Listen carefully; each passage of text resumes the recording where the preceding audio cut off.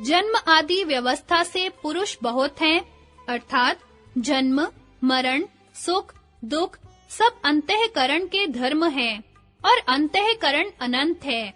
इसलिए अंतःकरणों की अपेक्षा से पुरुष में बहुत्व माना जाता है। यह उपाधि भेद है, जैसा कि अगले सूत्र में बतलाते हैं। उपाधि भेद में भी एक का नाना प्रकार का प्रतीत होना होता है। आकाश के सदृश घटादिकों के साथ, अर्थात एक ही आकाश नाना प्रकार के घटादिकों के साथ उपाधि भेद से उन घटादिकों के जैसा भिन्न-भिन्न प्रकार का प्रतीत होता है।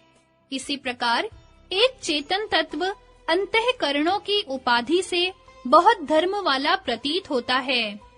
उपाधि का भेद होता है, परंतु उपाधि वाले का भेद नहीं होता, अर्थात बहुत्व केवल उपाधि रूप अंतःकरणों में है, न कि पुरुष के वास्तविक शुद्ध चेतन स्वरूप में। इस प्रकार एक आत्मा मानने से उपाधि वाले का विरुद्ध धर्म वाला भान न होगा। नाना प्रकार के धर्मों अर्थात सुख दुख आदि का भान होना केवल अंतःकरणों की उपाधि में घट सकता है, न कि निर्विकार शुद्ध चेतन स्वरूप में। अन्य धर्म होने पर भी एक होने के कारण आरोप करने से उसकी सिद्धि नहीं है। जन्म मरण सुख दुख आदि आत्मा के धर्म नहीं है, अंतःकरणों के धर्म उसमें आरोप किए गए हैं। इससे आत्मा के वास्तविक शुद्ध स्वरूप में बहुत्व नहीं सिद्ध होता है। यदि कहो कि पुरुषों को बहुत मानने में अद्वैत श्रुतियों से विरोध आएगा, तो इसका समाधान इस प्रकार है। ये श्रुतियां जाति परक हैं, इसलिए पुरुष को जन्म आदि व्यवस्था से बहुत मानने में उनसे विरोध नहीं हो सकता। यहाँ जाति से मनुष्य, पशु आदि जैसी जाति, जिसके अंतर्गत बहुत से व्यक्ति होते हैं, अभिप्राय नहीं है, किंतु सत्ता मात्र शुद्ध चेतन तत्व से जो सदा एक रस और समान रूप है, अभिप्राय है।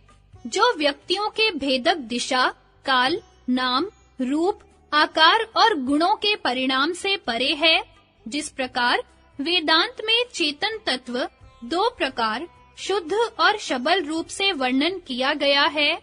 शबल स्वरूप की व्यष्टि रूप से विश्व, तेजस और प्राज्ञ और समष्टि रूप से विराट, हिरण्यगर्भ और ईश्वर संज्ञा की है। इसी प्रकार सांख्य और योग में प्रतिबिंबित चेतन तत्व की व्यष्टि रूप से पुरुष संज्ञा है और समष्टि रूप से हिरण्यगर्भ पुरुष विशेष और ईश्वर संज्ञा है। इस व्यष्टि रूपेण प्रतिबिंबित पुरुष संज्ञक चेतन में बहुत्व है, न कि शुद्ध चेतन तत्व में, जो कि तदाकार है।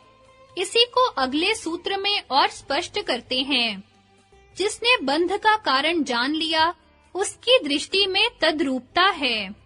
सर्वव्यापी अनंत चेतन में एक ही भाव से स्थित रूप योग से युक्त हुए आत्मा वाला तथा सब में संभाव से देखने वाला योगी आत्मा को संपूर्ण भूतों में व्यापक देखता है और संपूर्ण भूतों को आत्मा में देखता है।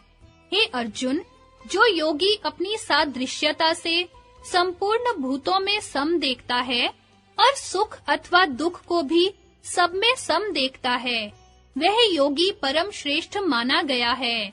यदि यह कहा जाए कि समान रूपता है, तो सबको क्यों नहीं प्रतीत होती, तो उसका समाधान इस प्रकार है। अंधों के न देखने से समाखों को अनुपलब्धि नहीं होती, ऐसा नहीं। अर्थात यदि विवेक चक्षुहीन अविवेकियों को पुरुषों की समान रूपता नहीं दिखती, तो इससे यह सिद्ध नहीं होता कि विवेक की आंखों वाले समाखों को भी समान रूपता की उपलब्धि न हो। गीता अध्याय 18 में इस ज्ञान के सात्विक, राजसी और तामसी तीन भेद दिखलाए हैं। ज्ञान और कर्म तथा कर्ता भी गुणों के भेद से सांख्य शास्त्र में तीन प्रकार से कहे गए हैं। उनको भी तो भली प्रकार से सुनो। जिस ज्ञान से मनुष्य पृथक-पृथक सब भूतों में एक अविनाशी परमात्म भाव को विभाग रहित समभाव से स्थित देखता है, उस भाव को तू सात्विक जान। और जो ज्ञान अर्थात जिस ज्ञान के द्वारा मनुष्य संपूर्ण भूतों में भिन्न-भिन्न प्रकार के अनेक भावों को न्यारा-न्यारा करके जानता है, उस ज्ञान को तू राजस ज्ञान समझ। और जो ज्ञान सब कार्य रूप शरीर में ही संपूर्णता के सदृश आसक्त है तथा जो बिना युक्ति वाला तत्व अर्थ से रहित और तुच्छ है, वह ज्ञान तामस कहा गया है। सांख्य और ईश्वरवाद। सांख्य ने पुरुष की सन्निधि को विषम परिणाम में निमित्त कारण माना है। पुरुष विशेष का वर्णन नहीं किया, किंतु सामान्य तो दृष्ट प्रमाण से उसकी सिद्धि होती है, क्योंकि जिस प्रकार व्यष्टि रूप से पुरुष की सन्निधि गुणों के व्यष्टि परिणाम में निमित्त कारण है, इसी प्रकार समष्टि रूप से पुरुष विशेष की सन्निधि गुणों के अव्यक्त साम्य परिणाम तथा समष्टि व्यक्त गुणों के विषम परिणाम में निमित्त कारण है। कई सांप्रदायिक पक्षपातियों ने कपिल मुनि पर नास्तिकता और उनके दर्शन पर अनीश्वरवाद का दोषारोपण किया है।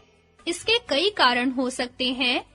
उनके विचार में पहला, सांख्य ने प्रधान को जगत का स्वतंत्र कारण माना है, ईश्वर का वर्णन नहीं किया है। वास्तव में मूल प्रकृति को सांख्य ने जगत का उपादान कारण माना है, उसको उसके उपादान कार्यों की अपेक्षा से स्वतंत्र बतलाया है, क्योंकि वह गुणों की साम्य अवस्था है जो पुरुष के लिए निष्प्रयोजन है। इस साम्य परिणाम तथा विषम परिणाम में निमित्त कारण ईश्वर ही है, जिसकी सन्निधि से परिणाम हो रहा है। दूसरा, सांख्य ने ईश्वर को 25 तत्वों में अलग वर्णन नहीं किया है। इसके संबंध में ऊपर बतला आए हैं कि पुरुष में पुरुष विशेष ईश्वर को सम्मिलित कर दिया गया है। केवल वेदांत ने ब्रह्म को हान और ब्रह्म ज्ञान को हानोपाय अर्थात साध्य और साधन दोनों माना है। इसलिए उनमें ब्रह्म का ही विशेष रूप से विस्तार पूर्वक वर्णन है। अन्य चारों दर्शन न्याय, वैशेषिक, सांख्य और योग ने परमात्म तत्व को केवल हान अर्थात साध्य माना है। हानोपाय अर्थात साधन जड़ और चेतन तत्व का विवेक पूर्ण ज्ञान बतलाया है।